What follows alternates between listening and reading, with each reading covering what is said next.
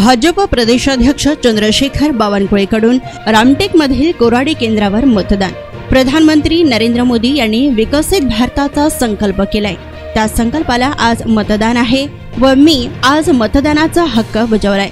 मला विश्वास आहे की पहिल्या टप्प्यातील विदर्भातील सर्व सीट्स या 51% वर मत घेऊन महायुतीचे उमेदवार निवडून येतील व मोदींना मतदान करण्यासाठी जनतेमध्ये उत्साह असल्याचं त्यांनी म्हटलंय।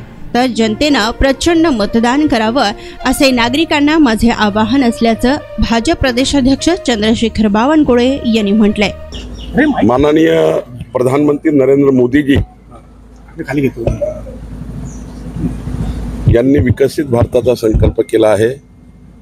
त्या संकल्पाला आज मतदान आहे। मी आज आपलं मतदान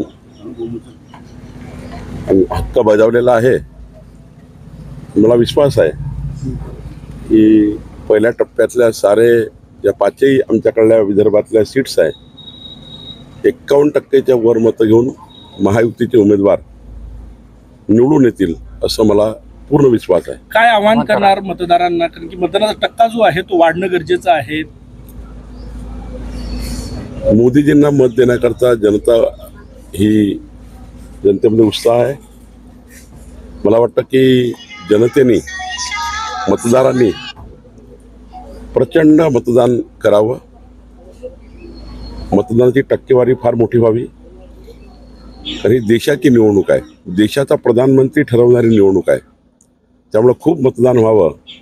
सर्व युवकांनी, महिलांनी, जनतेने, नागरिकांनी एकही व्यक्ती या देशातला किंवा महाराष्ट्राला सुटू नये की ज्यांचं मतदान झालं नाही। 48 पैकी किती जागा भाजप पहिल्या टप्प्यातल्या 5 जागा महायुती जिंकेल।